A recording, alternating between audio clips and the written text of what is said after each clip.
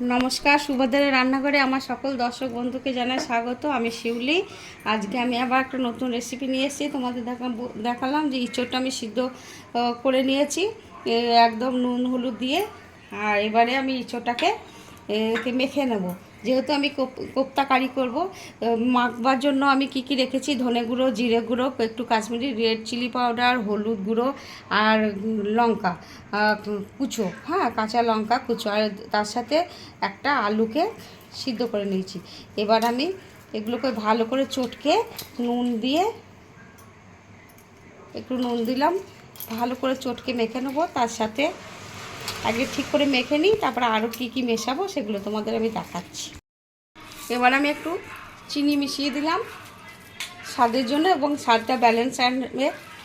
আর একটু কাজু আর কিশমিশের গুঁড়ো দিয়ে দিলাম, কাজু কিশমিশের গুঁড়ো দিয়ে দিলাম, মুখে পড়লে খুব ভালো লাগবে। আর যদি প্রয়োজন হয় বার্নিংয়ের জন্য, তাহলে আমি একটু ময়দা অ্যাড করব। তো মনে হচ্ছে লাগবে না, এই যে আমার হয়ে যাচ্ছে মাখাটা। আর একটু সুন্দর করে মেখে নিই। আর তোমাদের কাছে একটা কথা, আমার চ্যানেলটি তোমরা এখনও পর্যন্ত যারা সাবস্ক্রাইব করোনি, তাদের কাছে অনুরোধ রইল আমার চ্যানেলটা একটু সাবস্ক্রাইব করে দেবে প্লিজ। বন্ধু বান্ধব আত্মীয় স্বজনদের সাথে একটু শেয়ার করে দেবে। আর একটু দিয়ে দিচ্ছি কসুরি মেথি। আর বন্ধু বান্ধব আত্মীয় স্বজনদের সাথে একটু শেয়ার করে দেবে প্লিজ। লাইক করবে, কমেন্ট করবে। একটু ভাজা মশলা দিয়ে দিলাম। ভাজা মশলাটা হচ্ছে তোমার ধনের গুঁড়ো, গোটা ধনে, গোটা জিরে আর ছোট এলাচ, দারচিনি শুকনো খোলার মধ্যে নেড়ে আমি এটাকে মিক্সিতে গুঁড়ো করে নিয়েছি। এই হয়ে গেল আমার মাখা, সুন্দর মাখা হয়ে গেছে, আর কিচ্ছু লাগলো না। আমি বলগুলো বানিয়ে দিচ্ছি। কোপ্তাগুলো একদম সুন্দর করে সব একটা একটা করে বানিয়ে রেডি করে নিচ্ছি। কতগুলো কাজু আর তোমার চারমগজ আমি পেস্ট করে নেব। আমি কড়া বসিয়ে দিয়েছি, কড়াতে এবার একটু তেল দিয়ে দিচ্ছি। আমি কোপ্তাগুলো ভেজে তুলে নেব। আমি এবার কোপ্তাগুলো একটা একটা করে ছেড়ে দিচ্ছি। বাড়িতে বাচ্চারা যারা ইঁচড় খেতে পছন্দ করে না বা ভালোবাসে না, তাদেরকে এরকমভাবে বানিয়ে খাওয়াবে, খুব ভালো লাগবে। দেখবে বাচ্চারা বুঝতেই পারবে না খেয়ে নেবে, এবং বড়রাও অনেকে খেতে চায় না, তাদেরকেও বানিয়ে দিলে তারাও খেয়ে নেবে। আর আমাদের সিজনের ফল, সিজনের সবজি প্রত্যেকের খাওয়া খুব দরকার, যার জন্য এইভাবে বানিয়ে তোমরা খাবে। আমি এবার কোপ্তাগুলো একটু করে উল্টে উল্টে দিই। এক পিঠ করে মনে হচ্ছে হয়ে গেছে। হ্যাঁ, আমি লো টু মিডিয়াম আছে আমি কিন্তু কোপ্তাগুলো ভাজছি। আমি এবার কোপ্তাগুলো তুলে নিচ্ছি। কোপ্তাগুলো একদম সুন্দর ব্রাউন করে ভাজা হয়ে গেছে, দেখো। আর একদম ফুলেওছে, বেশ মোটা মোটা হয়ে গেছে, ফুলে ফুলে, আর খুব সুন্দর একটা সুগন্ধ বেরোচ্ছে। এবার বাকিগুলো আমি সব একে একে ভেজে তুলে নেব। আমার কোপ্তাগুলো সব ভাজা রেডি হয়ে গেছে।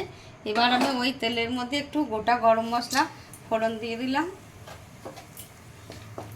ফোড়নটা একটু ভাজা ভাজা হবে কয়েক সেকেন্ড।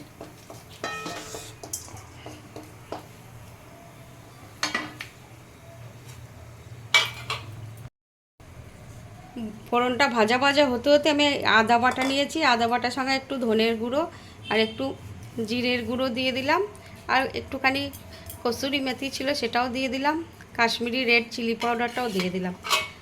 এবারে এখানে টমেটো বাটাটাও দিয়ে দিয়েছি। একদম পুরো মশলাটা আমি এবার রেডি করে নিলাম। তো এবারে আমি এই মশলাটা জল দিয়ে গুলে নিয়েছি। আমার ফোড়নটা ভাজা হয়ে গেছে, এবার আমি এটা ঢেলে দিই। আমি দিয়ে দিলাম। এবার আমি মশলাটা ভালো করে একটু কষিয়ে নেব। মশলাটা প্রায় কষানো হয়ে গেছে। আমি একটু লবণ দিয়ে দিচ্ছি স্বাদ মতো। আমি একটু টক দই সুন্দর করে ফেটিয়ে নিলাম, এই 2 চামচ মতো টক দই দিয়ে দিলাম। এবারে ভালো করে মশলাটা আমি আর একটু কষিয়ে নেব। বাদাম আর চারমগজ বাটাটা আমার হয়ে গেছে রেডি। আমি এবার আমার মশলাও কষানো হয়ে গেছে, মশলা দিয়ে তেল ছাড়ছে দেখো সুন্দর।